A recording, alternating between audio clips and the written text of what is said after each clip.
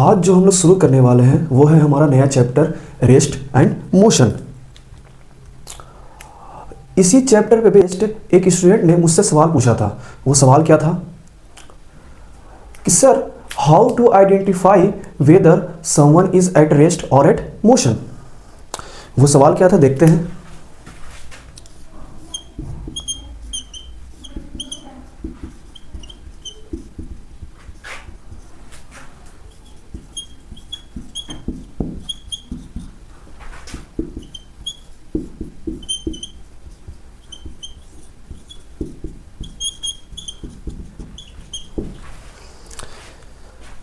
मेरे स्टूडेंट ने मुझसे सवाल पूछा था कि sir how to identify an object is at rest और एट मोशन।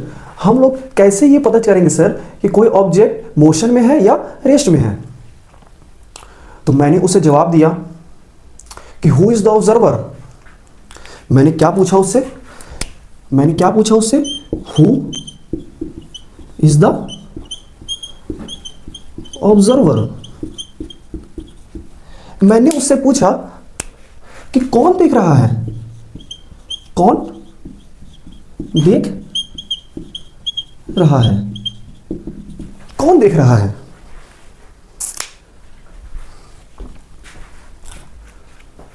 तो हेलो आइए मुवर्रिद। तो आज हम लोग शुरू करने वाले हैं अपना नया चैप्टर जिसका नाम है रेस्ट एंड मोशन। यह है हमारा फर्स्ट लेक्चर जिसमें हम लोग पढ़ेंगे रेस्ट कौन सा ऑब्जेक्ट रेस्ट में है, कौन सा ऑब्जेक्ट मोशन में है। फिर उसके बाद हम लोग पढ़ेंगे किसी भी पार्टिकल को पोजीशन पे, नंबर लाइन के पोजीशन पे कैसे रिप्रेजेंट करेंगे। उसके बाद हम लोग जानेंगे कि डिस्टेंस क्या होता है और डिस्प्लेसमेंट क्या होता है।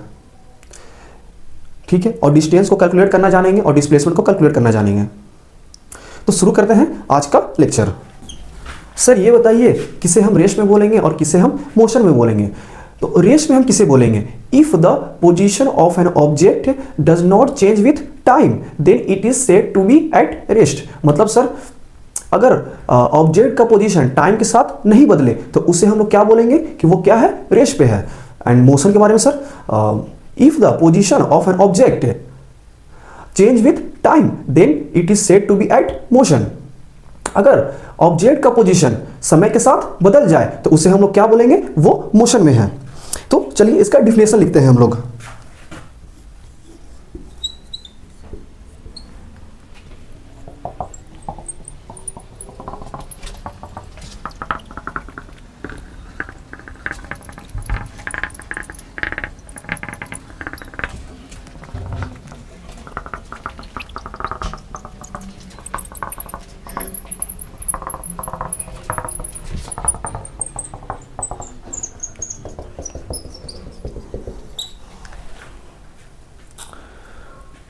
ये रहा रेस्ट का डिफिनेशन, ये रहा मेरा मोशन का डिफिनेशन। अगर किसी ऑब्जेक्ट टाइम के साथ उसका पोजीशन क्या करता है, चेंज करता है, तो उसे हम क्या बोलेंगे, रेस्ट में बोलेंगे। अगर पार्टिकल का पोजीशन टाइम के साथ चेंज नहीं करता है तो उसे हम लोग क्या बोलेंगे, मोशन में बोलेंगे। तो रेस्ट और मोशन को समझने के लिए हम लोग इसे एग्जाम्पल से समझते हैं। हम लोग 2-3 एग्जाम्पल लेंगे और किसे हम लोग रेस्ट में बोलेंगे और किसे हम लोग मोशन में बोलेंगे, इसको हम लोग अच्छे से आइडेंटिफाई करना सीख जाएंगे। तो चलिए हम लोग एग्जाम्पल लेते हैं।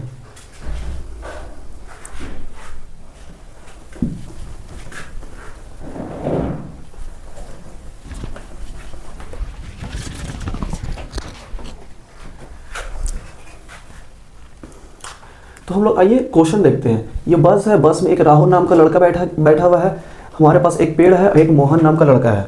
हमारे पास जब राहुल इस ट्री को देखता है तो उसे क्या नजर आता है, हम लोग वो देखते हैं। और जब मोहन नाम का लड़का है जो कि ग्राउंड पे खड़ा है, ग्राउंड पे, ये हमारे पास ग्राउंड है,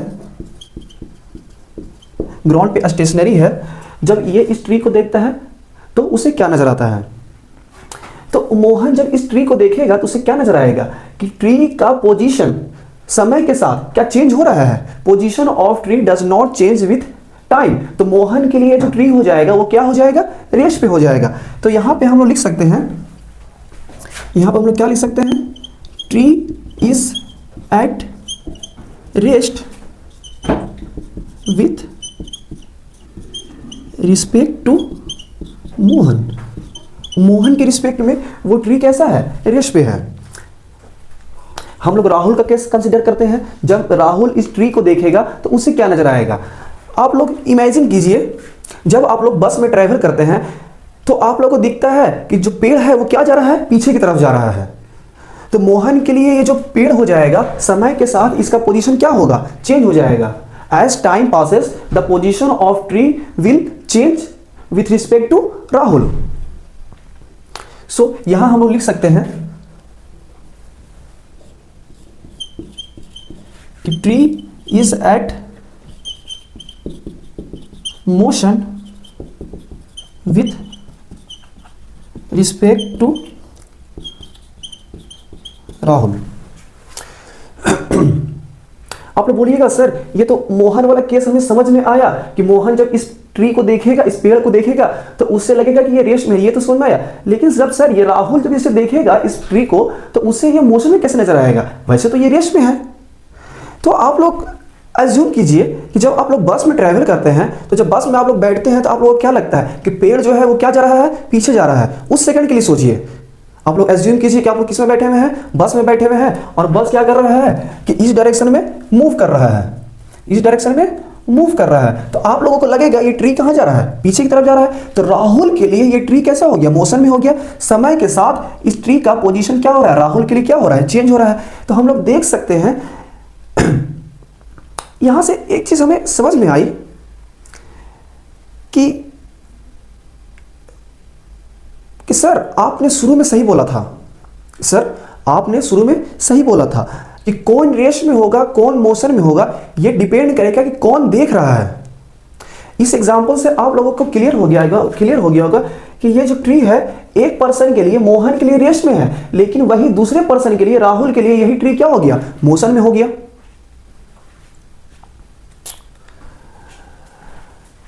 तो यहां से एक चीज हम लोग लिख सकते हैं कि motion is rest and motion is not absolute. क्या लिख सकते हैं, rest and motion is not absolute. ठीक। और क्या लिख सकते हैं, rest and motion are relative term, rest and motion are relative term. तो आइए वही चीज को हम लोग क्या करते हैं, लिखते हैं।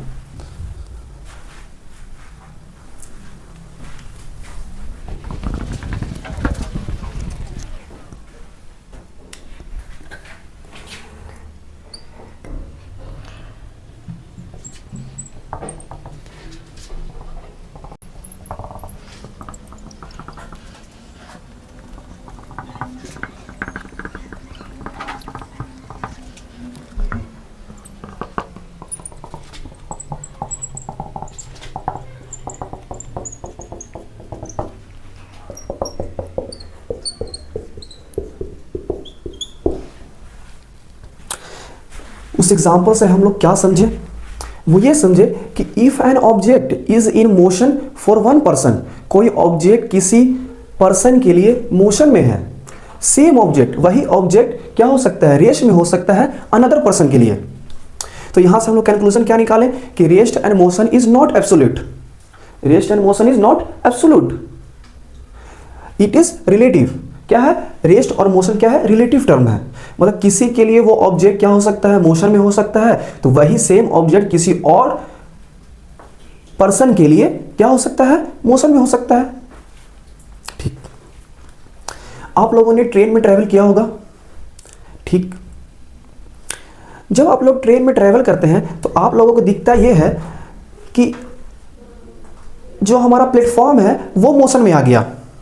जब ट्रेन कैसी करती है, प्लेटफॉर्म से रीच करती है, खुलती है, तो हम लोग को ये फील होता है कि प्लेटफॉर्म चलने लगा, लेकिन असल में प्लेटफॉर्म चलता है नहीं। वही पर्सन, अगर आप लोगों का ट्रेन अगर मूव कर रहा है, अगर आपके बगल में कोई दूसरा पर्सन बैठा हुआ होगा तो वो आपको कैसा दिखेगा, वो पर्सन आपको रेस्ट में दिखेगा। लेकिन कोई ट्रेन के बाहर अदर पर्सन है, वही वो आप दोनों को कैसे दिखेगा, जो बाहर पर्सन है वो आप दोनों को देखेगा तो कैसे दिखेगा, वो देखेगा कि आप दोनों क्या है, मोशन में है। तो आइए नेक्स्ट एग्जांपल्स लेते हैं हम लोग।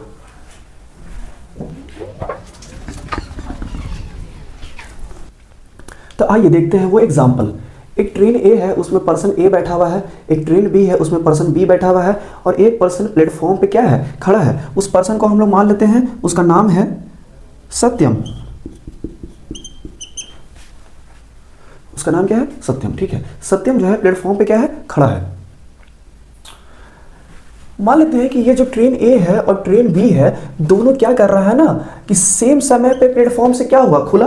क्या सेम समय में प्लेटफॉर्म से खुला, और क्या चल रहा है, पैरेलल एक ही डायरेक्शन में क्या कर रहा है, दोनों मूव कर रहा है, और एक स्पीड से मूव कर रहा है। तो जब एक स्पीड से मूव करेगा तो जब पर्सन ए होगा और पर्सन बी होगा, दोनों साथ साथ चल रहा होगा।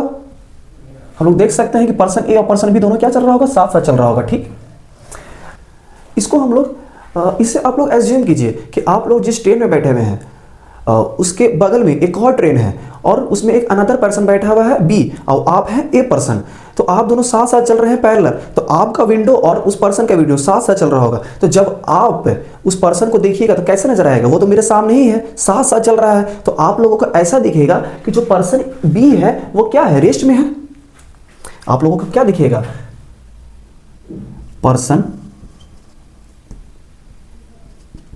Person B is at rest with respect to person A person के रिस्पेक्ट में। और जब बी पर्सन ए को देखेगा तो उसे क्या नजर आएगा, जो बी पर्सन था वो ए पर्सन को देखेगा तो वो तो भी साथ साथ चल रहा है, तो वो भी लगेगा कि जो ए पर्सन है वो क्या है, रेस्ट में है बी के लिए। तो हम लोग यहां से एक और लिख सकते हैं कि person A is at rest with respect to person B. ठीक, बट जब सत्यम इस पर्सन ए को देखेगा और जब सत्यम इस पर्सन बी को देखेगा तो इसे कैसा नजर आएगा, इसे दिखेगा कि ये दोनों है क्या है, ये दोनों क्या है, मोशन में है। तो यहां से लिख सकते हैं कि A and B both are in motion with respect to Satyam. Satyam के रिस्पेक्ट में ये पर्सन ए और पर्सन बी कैसा है, दोनों मोशन में है।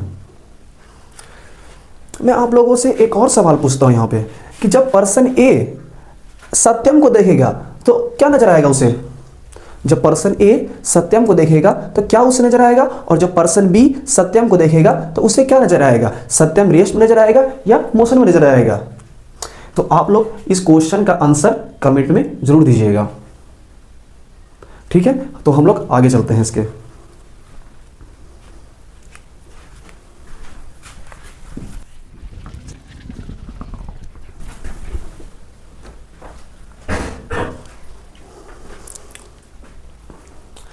तो आई होप कि आप लोगों को रेस्ट और मोशन क्लियर हो गया होगा। आप लोग किसी भी ऑब्जेक्ट को आइडेंटिफाई कर सकते होंगे कि कौन ऑब्जेक्ट रेस्ट में है और कौन ऑब्जेक्ट मोशन में है। सबसे इंपॉर्टेंट चीज़ रेस्ट और मोशन को आइडेंटिफाई करने के लिए सबसे इंपॉर्टेंट चीज़ क्या है कि कौन देख रहा है, who is the observer. Observer कौन है, उसके अकॉर्डिंग ही सारा काम होगा। किसके अकॉर्डिंग काम होगा, ऑब्जर्वर के अकॉर्डिंग। जैसे हम लोग एग्जांपल्स ये समझे कि कोई ऑब्जेक्ट किसी के लिए मोशन में हो सकता है तो वही सेम ऑब्जेक्ट किसी अनदर पर्सन के लिए क्या हो सकता है, रेस्ट में हो सकता है। इसके आगे वाले टॉपिक में जो हम लोग पढ़ेंगे वो पढ़ेंगे represent the position of an object in a straight line. ठीक है, तो टॉपिक का नाम दीजिए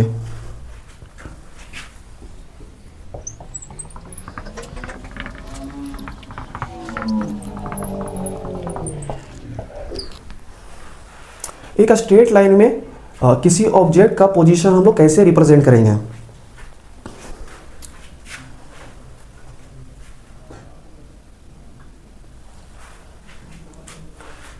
इस चीज को समझने के लिए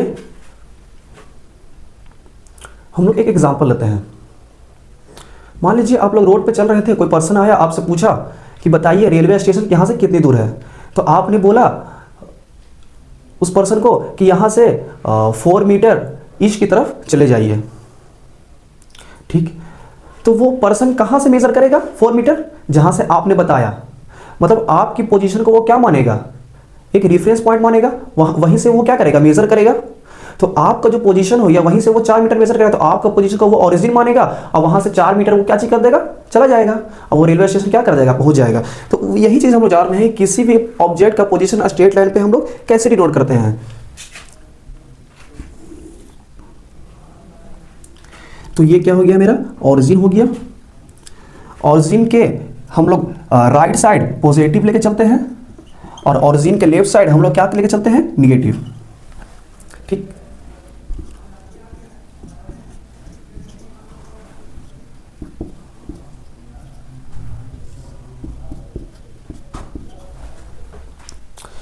तो वो पर्सन कहां से मेजर करेगा अपना डिस्टेंस, वो पर्सन कहां से मेजर करेगा अपना पोजीशन, ओरिजिन से, जहां से आपने बताया, और 4 मीटर चल जाएगा। तो हम लोग पोजीशन को किस तरह से रिप्रेजेंट करते हैं,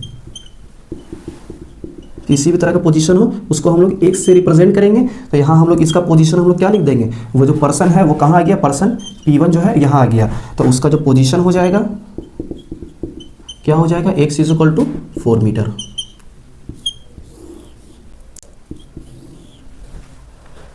ठीक,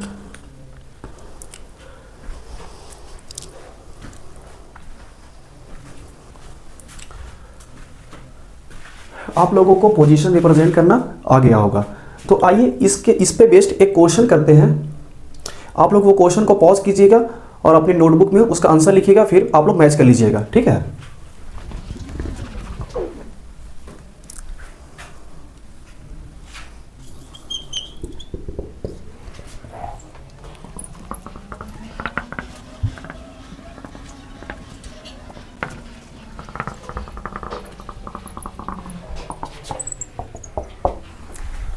चलिए एक बार आप लोग क्वेश्चन पढ़िए और इसका जवाब दीजिए।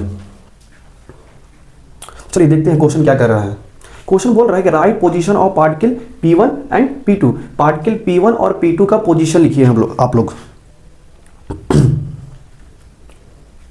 तो इसका सलूशन हम लोग करते हैं। तो बताइए पोजीशन ऑफ पार्टिकल P1 क्या है, पोजीशन ऑफ पार्टिकल। तो आप लोग बोलिएगा कि सर ओरिजिन से मेजर कर लीजिए, 2 मीटर की डिस्टेंस पे है। तो यहां से हम लिख सकते हैं पोजीशन ऑफ पार्टिकल कितना है, 2 मीटर पे है।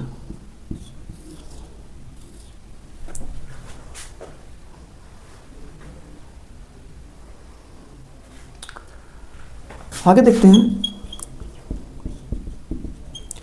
Position of particle P2। Particle P2 का पोजीशन क्या है, तो आप लोग बोलिएगा सर ओरिजिन से पीछे की तरफ चल जाइए, तो पोजीशन क्या है, x is equal to 2 meter पे, x इक्वल टू -2 मीटर पे। तो x is equal to -2 meter पे।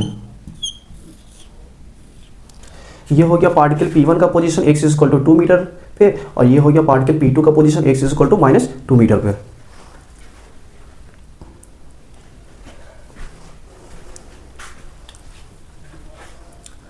तो आप लोगों को समझ में आ गया होगा यह क्वेश्चन। चलिए चलते हैं हम अपने नेक्स्ट टॉपिक की तरफ। टॉपिक का नाम दीजिएगा distance and displacement.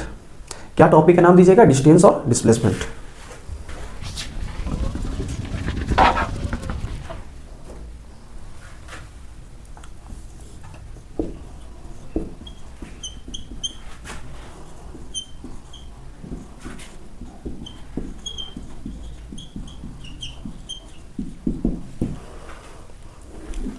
Distance and displacement. चलिए देखते हैं।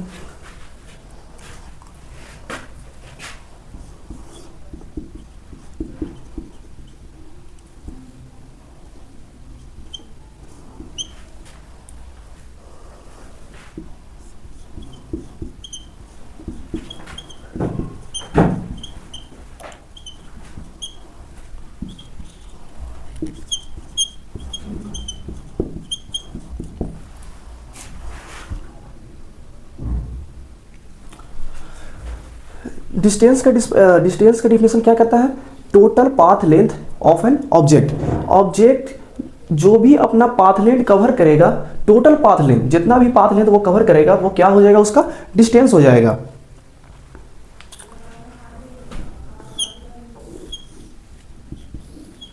ये हम लोग देखते हैं, ये मेरे पास एक स्क्वायर है, जिसका साइड है 10 मीटर। ये मेरे पास स्क्वायर है ABCD और इसका साइड कितना है 10 मीटर है, 10 मीटर है, 10 मीटर है और 10 मीटर है।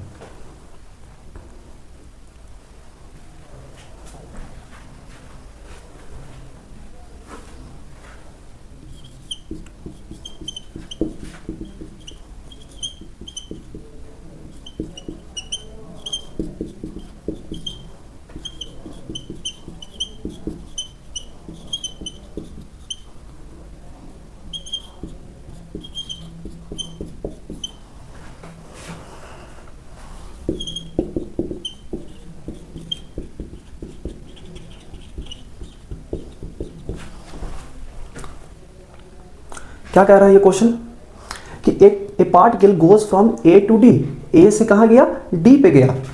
कैसे, किस पाथ के राउंड, ए से बी, बी से सी, सी से डी। डी पे पहुंचने के लिए वो कौन सा पाथ लिया, ए से बी लिया, बी से सी लिया और सी से डी लिया। तो पूछता है इसका डिस्टेंस कितना हुआ, क्या पूछता है डिस्टेंस क्या हो गया। तो हम लोग सिंपली जानते हैं डिस्टेंस किसे कहते हैं, डिस्टेंस किसे कहते हैं, वो क्या था total path length of an object. जितना वो पाथ लेंथ कवर करेगा वही क्या हो जाएगा उसका डिस्टेंस हो जाएगा। तो डिस्टेंस कितना चला, वो पाथ लेंथ में 10 मीटर चला। यहाँ से मतलब यहाँ पे लिख सकते हैं कि पहले वो ए बी चला, फिर उसके बाद बी सी चला, फिर उसके बाद सी डी चला। तो ए बी कितना चला, वो 10 मीटर चला, फिर उसके बाद 10 मीटर चला, फिर उसके बाद कितना चला 10 मीटर चला। तो टोटल कितना चल गया वो 30 मीटर। तो यही इसका क्या हो गया डिस्टेंस हो गया। तो डिस्टेंस आप लोगों को क्लियर हो गया होगा। तो हम लोग नेक्स्ट पढ़ते हैं डिस्प्लेसमेंट।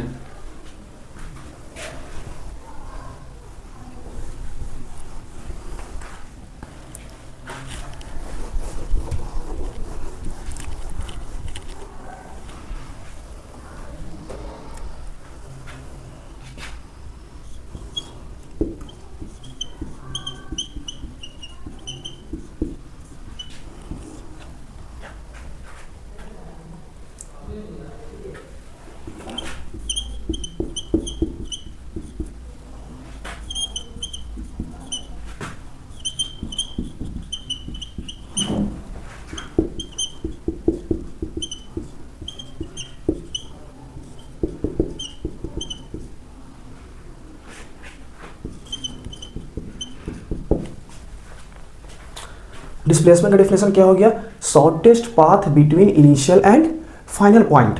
इनिशियल और फाइनल पॉइंट के बीच का जो सबसे शॉर्टेस्ट पाथ होगा वही क्या कहलाएगा, हमारा डिस्प्लेसमेंट कहलाएगा। सेम एग्जांपल हम लेते हैं, जो एग्जांपल हम लोगों ने डिस्टेंस में लिया था, क्या था वो एग्जांपल,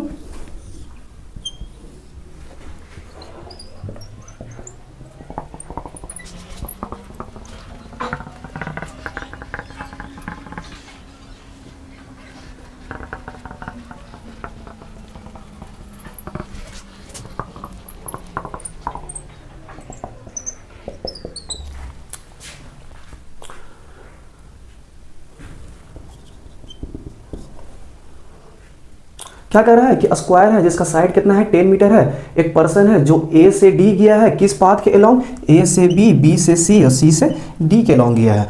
तो पूछता है डिस्टेंस क्या होता है। तो डिस्टेंस तो हम लोग जानते हैं, हम लोगों ने इसके बारे में पढ़ लिया है। डिस्टेंस क्या होता है, टोटल पाथ लेंथ, क्या total path length. Total path length कितना कवर किया, 10 + 10 + 10 that is equal to 30 metre.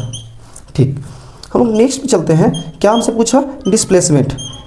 तो हम लोगों ने डिस्प्लेसमेंट का क्या डिफिनेशन पढ़ा, बताइए एक बार, क्या displacement, shortest path between initial and final point. तो यहाँ हम लोग पहले हम लोगों को अगर डिस्प्लेसमेंट निकालना है तो इनिशियल और फाइनल पॉइंट पता होना चाहिए। तो ये बताइए पार्टिकल इनिशियली कहाँ पे था, पार्टिकल इनिशियली कहाँ पे था, ए पे था,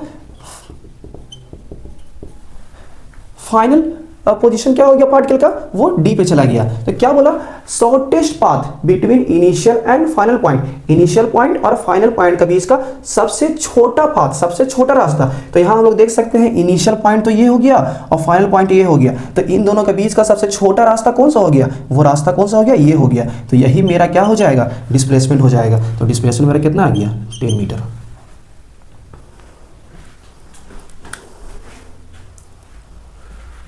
सो आप लोगों को डिस्टेंस और डिस्प्लेसमेंट क्लियर हो गया होगा बाय डिफिनेशन, किसे हम लोग डिस्टेंस कहेंगे और किसे हम लोग डिस्प्लेसमेंट कहेंगे। इस टाइप का क्वेश्चन आएगा तो मैं उम्मीद करता हूं कि आप लोग सॉल्व कर लीजिएगा। फिर से एक बार रिपीट करते हैं, डिस्टेंस क्या हो गया, टोटल पाथ लेंथ हो गया, और डिस्प्लेसमेंट क्या हो जाएगा, इनिशियल और फाइनल पॉइंट का बीच का सबसे छोटा रास्ता, सबसे शॉर्टेस्ट पाथ। तो चलिए इसके हम लोग आगे चलते हैं।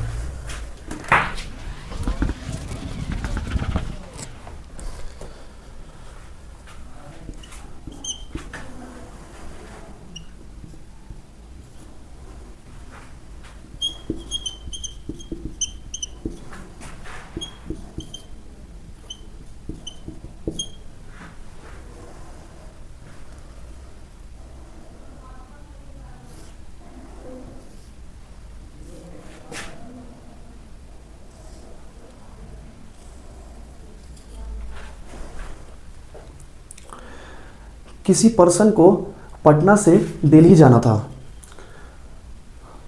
तो वो गया इस तरह से, वो गया, ठीक, पटना से दिल्ली जाना था, वो बाई रोड गया, रोड कुछ इस टाइप का था, इस तरह से गया, इस तरह से गया, फिर इस तरह से गया, फिर कुछ जिगजैग पाथ में चला गया, ठीक है। हम लोग एक एग्जांपल्स ले रहे हैं।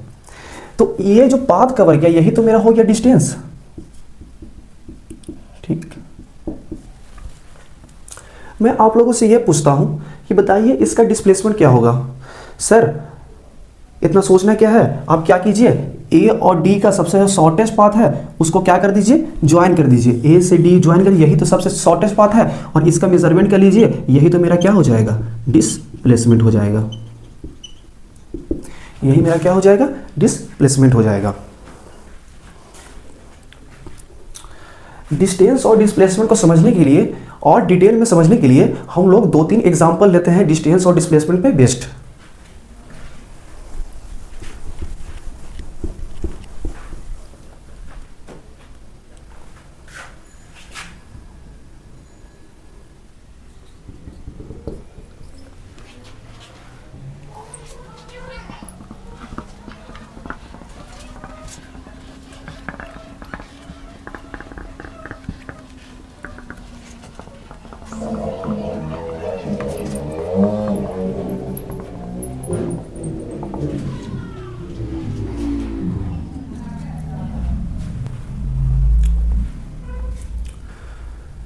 तो आप लोग क्वेश्चन देख सकते हैं। क्वेश्चन क्या कह रहा है कि जब टाइम t1 था तो पार्टिकल कहाँ था, ए पोजीशन पे था। कुछ समय के बाद जब टाइम t2 हुआ तो पार्टिकल कहाँ पे चला गया, पोजीशन बी पे चला गया, ठीक है। तो हमसे पूछ रहा है कि इसका डिस्टेंस कितना हुआ और डिस्प्लेसमेंट कितना हुआ। इनिशियली पार्टिकल कहाँ था, ए पोजीशन पे था, फिर उसके बाद पार्टिकल कहाँ चला गया, बी पे चला गया। तो पूछ रहा है कि उसने कितना डिस्टेंस ट्रेवल किया और कितना डिस्प्लेसमेंट ट्रेवल किया। इस क्वेश्चन को सॉल्व करने के लिए मैं एक चीज और आप लोगों को बताना भूल गया, वो ये देखिएगा कि डिस्प्लेसमेंट को हम लोग मैथमेटिकली हम लोग डिस्प्लेसमेंट को किस तरह से रिप्रेजेंट करते हैं। जो मेरा डिस्प्लेसमेंट है उसको हम रिप्रेजेंट करते हैं x final minus x initial. Displacement को हम लोग मैथमेटिकली किस तरह से रिप्रेजेंट करते हैं, x final minus x initial, ठीक। यहां पे एक्स फाइनल क्या हो गया sir, final position, final position. X i क्या हो गया sir, initial position, initial position, ठीक। अब चलिए इस क्वेश्चन को कैसे करते हैं, सॉल्व करते हैं। क्या पूछा, डिस्टेंस, ये पार्टिकल ए शुरू, पार्टिकल पोजीशन ए पे था पार्टिकल, फिर इसके बाद पोजीशन बी पे चला गया। तो बताओ क्या हो गया इसका डिस्टेंस। तो डिस्टेंस क्या हो गया इसका, बताइए कितना चला सर, 1 मीटर चला, फिर उसको कितना चला, 1 मीटर चला। हर के बीच का डिस्टेंस तो 1 ही मीटर है ना, ये भी 1 मीटर का, ये भी 1 मीटर का, ये भी 1 मीटर का है। तो कितना चला, 1 meter plus 1 meter sir 2 meter, ठीक। सर इसका डिस्प्लेसमेंट कितना हुआ, तो हम लोग अभी जाने कि डिस्प्लेसमेंट क्या हो गया, formula final position minus initial position. Finally particle कहाँ पे था, बी पे था, तो उसका पोजीशन क्या है बताओ। तो यहाँ पे अगर लिखे एक्स फाइनली पार्टिकल कहाँ पे है, फाइनली पोजीशन कितना पे है, 3 मीटर पे है, और इनिशियली जो पार्टिकल कहाँ पे था, 1 मीटर पे था। ठीक, तो यहाँ से इसका क्या लिख सकता है, फाइनल पोजीशन कितना हो जाएगा 3 meter minus 1 meter that is equal to 2 meter. ठीक, आई होप आप लोगों को ये क्वेश्चन समझ में आया होगा। चलिए नेक्स्ट क्वेश्चन करते हैं हम लोग।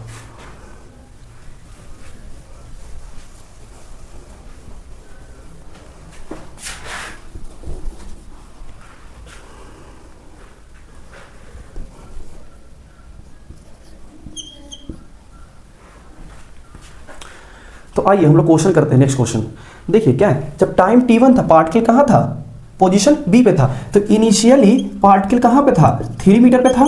ठीक, जब टाइम t2 हुआ तो पार्टिकल कहाँ चला गया, पोजीशन a पे चला गया, तो x फाइनली पोजीशन पार्टिकल कितना हो गया 1 मीटर हो गया।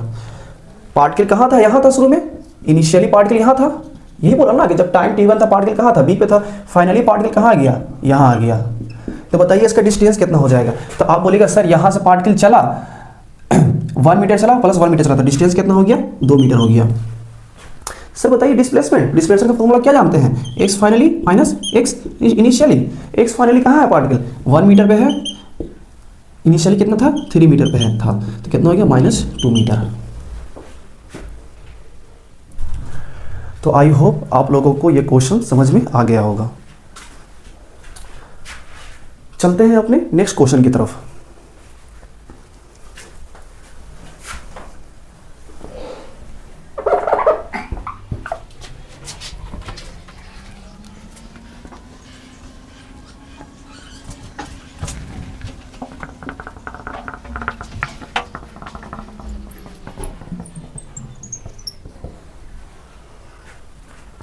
चलिए आप लोग ये क्वेश्चन देखिए और इसका सॉल्यूशन बताइए।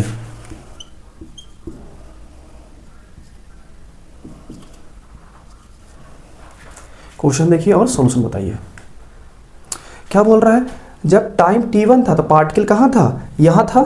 ठीक, जब टाइम t2 हुआ तो पार्टिकल यहाँ से कहाँ चला गया, b पे चला गया। फिर जब टाइम t3 हुआ तो पार्टिकल वापस से कहाँ आ गया, पोजीशन a पे आ गया। तो यहाँ हम लोग देख सकते हैं इनिशियली पार्टिकल कहाँ पे था, तो 1 मीटर पे था। फाइनली सर फाइनली यहाँ आ गया, यहीं पे आ गया पार्टिकल, तो x फाइनली कितना हो गया, ये भी 1 मीटर पे आ गया सर। तो बताइए डिस्टेंस कितना ट्रेवल किया ये, तो कितना ट्रेवल किया, यहाँ से पार्टिकल गया a से b गया ना, जब टाइम t1 था a पे था, फिर टाइम t2 हुआ तो पार्टिकल b पे पहुंचा। ठीक, a भी गया, फिर b से a आ गया वापस। हम लोग डिस्टेंस का क्या फॉर्मूला, टोटल पाथ लेंथ, जितना वो चलेगा वो डिस्टेंस चलेगा, यही बात था। तो कितना चला सर, ये 1 मीटर प्लस 1 मीटर a से b चला, तो वो कितना चला 2 मीटर चला। फिर b से a आया तो 2 मीटर चला सर, 4 मीटर चला।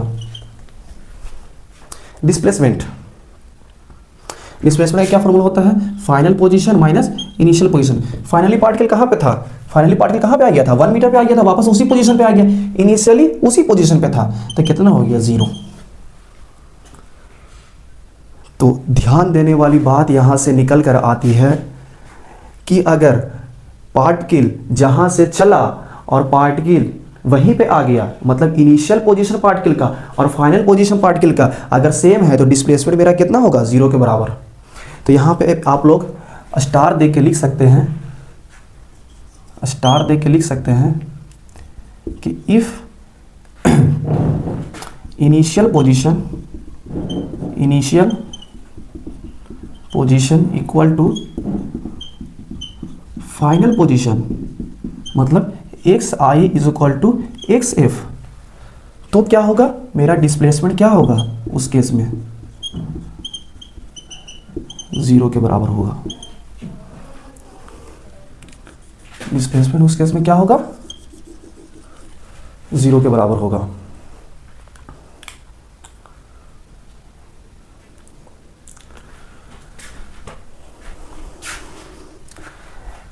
इन तीनों क्वेश्चन को आप लोगों ने करा होगा, तो आप लोगों ने देखा होगा कि जब पार्टिकल स्ट्रेट लाइन पे ट्रैवल कर रहा था तो डिस्टेंस और डिस्प्लेसमेंट क्या हो रहा था, बराबर हो रहा था।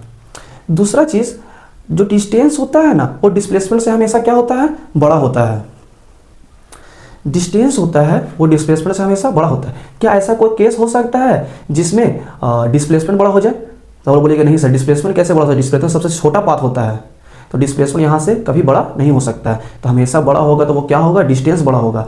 तो यहाँ से एक चीज़ हम लोग और लिख सकते हैं जो बहुत ही इंपॉर्टेंट है, यहाँ से एक चीज़ हम लोग और लिख सकते हैं स्टार दे करके, वो ये कि जो मेरा डिस्टेंस होगा वो क्या होगा, ऑलवेज ग्रेटर और इक्वल टू किससे, डिस्प्लेसमेंट से। डिस्टेंस क्या होगा, हमेशा बड़ा होगा डिस्प्लेसमेंट से, और उसके बराबर भी हो सकता है। दोनों केस, डिस्टेंस या तो डिस्प्लेसमेंट से बड़ा होगा या तो उसके बराबर होगा। आप लोग बोलिएगा सर किस केस में डिस्टेंस और डिस्प्लेसमेंट बराबर होगा, किस केस में डिस्टेंस और डिस्प्लेसमेंट बराबर होगा। तो मैं बोलूँगा when particle travel in a straight line, when particle travel in a straight line and does not return back।